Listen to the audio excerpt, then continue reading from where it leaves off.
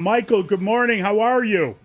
Good. I've figured out at least one of the triggers. I know sometimes if you do this, it causes confetti to come down, but I know if you do this, you get the fireworks. And we had the fireworks last night. Yes, we did. That was the one of the best games of the season. I love that they went for two. I love that it went into overtime. And Mike, I love what Sam Darnold did in the fourth quarter and overtime to kind of change the narrative on his game, maybe on his season, because had he fallen apart and then they'd not won that game, we've been talking a lot different about him this morning. Hey, the good news is he changed the narrative. The bad news is that the 49ers win their next two games. He gets to do it again, week 18. This is the most amazing subplot to last night's game. The 49ers are now in a position, because the Seahawks won, to win out and win the number one seed. That's how it would work. Now they got to beat the Colts, the Bears, and the Seahawks to get there. But we could have another week 18 Sam Darnold game on the road against a division rival, just like last year. But at least this time around, he will have won a big game in a big spot after throwing a couple of interceptions, including the one that probably caused a lot of people to turn off the TV, or if they were at the game. I wonder how many Seahawks fans decided I'm out when it's 30-14 and Darnold throws the interception to Kobe Turner at the goal line.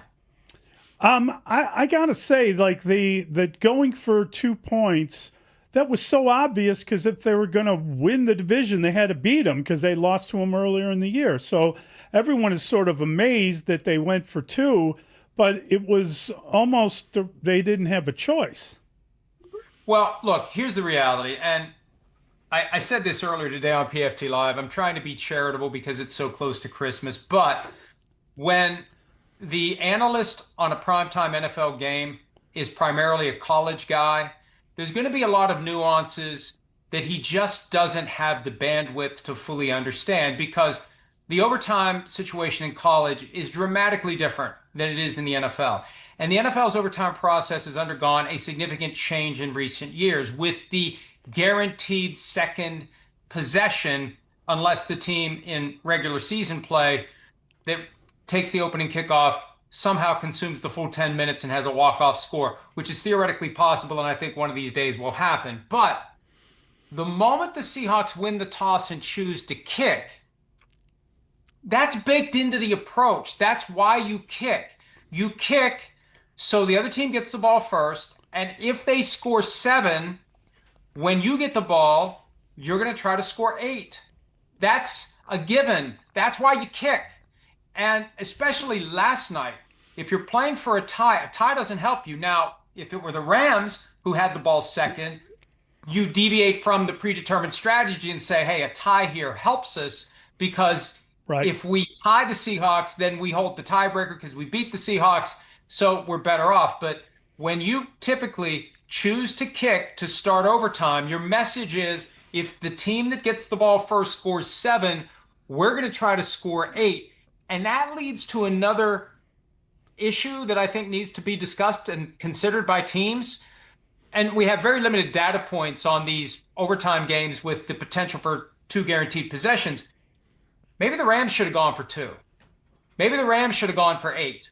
And then they know, hey, we got to keep them out of the end zone to win this game. And if they score, they got to get 2, or we can play for the tie. And that benefits us. So this thing is evolving before our eyes, and we see it, not few and far between, but there aren't a lot of these opportunities to see how it all plays out. Last night, it played out the way that teams intend it to when they show up and say, when they win the toss, we choose to kick. We want to not match 7, we want to beat 7, because then it becomes sudden death. And in the regular season, there won't be enough time to get the ball back. You're either going to have a tie or a loss. Mike, let's talk about the second biggest sports story in Chicago this week. It's not the Packers game, because that's number one. The news yesterday, Kevin Warren released an open letter sent an open letter to fans about how the Bears now will shift their focus to Northwest Indiana and consider building or exploring ways to build a stadium there. The governor from Indiana has already said, okay, let's get going. There are local leaders with the Northwest Indiana Sports Development Commission that are ready to welcome the Bears with open arms. What do you make of it? Do you think it's more than a leverage ploy? Well, it's funny. Anytime someone says it's not about the money, it's always about the money. And anytime someone says it's not about leverage, it's always about leverage. And in the letter, Kevin Warren specifically says it's not about leverage. He's trying to set up a scenario that the Chiefs currently have, where Missouri and Kansas are in a tug of war. You just sit back and wait. You let them fight with each other, and you take the best offer when the time comes. They're not getting anywhere with the stuff they're looking for from the public bodies in Illinois. Hey, we're going to pay for this, but we need this. I mean, that was in the letter as well. They're not getting the cooperation they had hoped for as it relates to the surrounding infrastructure in Arlington Heights. So what do? Let's pit Indiana against Illinois. And if the political winds in Indiana favor kicking in a significant amount of taxpayer money to take this stadium, to have two NFL teams headquartered in Indiana, not one, then it works. Then it's advantage Bears. Then Illinois is either going to wake up or Indiana's going to make them an offer they won't refuse. So I think it is a leverage play. When you aren't going to relocate from the area, when the Chicago Bears are never going to be the Austin Bears or the London Bears or the Frankfurt Bears, you've got to find a way to build leverage because they have none. They have none, and they're not going to move. So this is the next best thing. And I think he's hoping that Indiana responds exactly the way it does. And then we'll see if Illinois wakes up and says, it's important to us to have this stadium on our side of the Indiana-Illinois border. Yeah, it's an old game plan, Mike. I mean, I think this was a threatened move to Gary, happened in 1995. The Bears have struggled with getting the building built for as long as I've been alive, it feels like. They have, this is not news, and frankly, coming during Packers week, and I get it, you know, the Tribune probably knew what was up, and they probably knew this was coming, and the Bears tried to get ahead of it, and it wasn't designed to take away from the Bears-Packer game, but that's really all anyone cares about in town. And you know, I can't tell you how many people have said to me that this idea that the Bears fans deserve a world-class stadium, they need a world-class team. Just worry about the team and not the stadium. That's the attitude right now just in town, and obviously is a huge game coming up tomorrow night. The basic reality when it comes to stadium financing and stadium politics is if any of these measures that would devote a penny of taxpayer money to a private multi-billion-dollar business were put on a ballot, it would fail miserably. We saw it happen in Kansas City, in Missouri, in Jackson County less than 2 years ago. The Chiefs were trying to get the mere extension of an existing sales tax, and it lost overwhelmingly. They were Super Bowl champs, the darlings of the NFL, and it lost miserably. The voters will never do it. So the challenge becomes working the politicians to get them to do it. And in some states it works, in some states it doesn't. Hell, the Raiders would still be in Oakland if Las Vegas hadn't shown up with $750 million in free money to lure them to Nevada, because California was never going to do anything to help the Raiders with a new stadium. And there are some political structures in the various states where the answer is pay for your own workplace, pay for your own stadium. We're not going to subsidize it. And all the different things we hear about the benefits to the community. Well, there's a benefit to you too. You're going to make a lot of money off of this thing. And every time a guy like Stan Kroenke decides, screw it, I'll pay for this thing myself, that makes it harder for the teams to shake the tree for public money if you're in a jurisdiction where the politicians just aren't going to cooperate the way that the teams have come to expect it elsewhere. Mike, do you put much stock in Josina Anderson's report that Bill Belichick, or suggestion that he might be in the mix for a couple teams who might be looking for either a head coach or perhaps an executive role, some sort of role in a football organization in the NFL? As a general proposition, I say no. We've seen enough the last 2 years. Any team that hires Bill Belichick has to be prepared to hand the keys over to him. I know he tried the whole, I just want to coach the team. any of the other people in the power structure will be very leery of Bill Belichick. And that was 2 years ago when he interviewed for the Falcons job, and ultimately others in the organization talked Arthur Blank, the owner of the team, out of doing it. He hasn't gotten a serious sniff since then. And what has happened in the past 12 months to make him more attractive to the NFL, beyond being a year older, and he's about to be 73, I believe, in April. I think it's April. Look, I know all it takes is one team to say yes.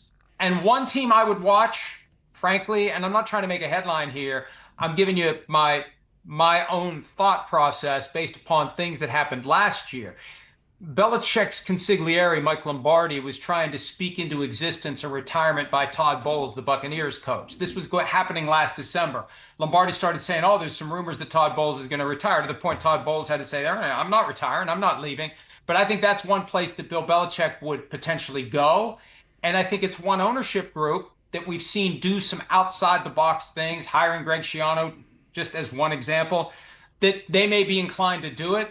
So I can't rule out all 32 franchises, because every owner is going to make his or her own decisions the way they see fit. But the bottom line is this. The past 12 months have been one misadventure after another. There's a lot of baggage that comes with hiring Bill Belichick at this point. Has the game passed him by? Does he still have his fastball? Do you want to let him run the team? Do you want to bring Mike Lombardi and Jordan Hudson with Belichick? These are all the things you're going to have to deal with, and you're making these decisions pretty quickly. I just, like, anytime I see something like that where I'm very skeptical about any team being interested in Bill Belichick, but I can't rule out that every team that has a vacancy is going to say no. Because you could talk yourself into at least sitting down with the guy. You could talk yourself into giving it a try. Because for a lot of these teams, they say, hey, you know what? We've done worse, which is why we're in this predicament we're in right now. This segment with Mike Florio is brought to you by TimberTech Decking and Railing. #1 in premium decking. Order free samples at timbertech.com. Mike, we're operating under the assumption that the winner of the Bears against the Packers will win the North. The NFC North seems to be the prize, although you still have a team in Detroit that could make some noise. There's nothing mathematically wrong with feeling that this will solve that. Do you believe that's the case? Well, there's still 2 games after this for both teams, so Who knows how it's going to play out. But look at it this way. With the Rams and the Seahawks both clinching spots in the postseason, you've got, and let's set aside whoever wins the North. You're going to have 3 teams, either the Bears or the Packers, the Lions and the 49ers, vying for 2 spots. And a very good team is going to get kicked to the curb here. So the team that loses on Saturday night falls into that danger zone with the Lions and the 49ers. One of these 3 teams is going home after week 18. That's the reality. So is it dispositive? No.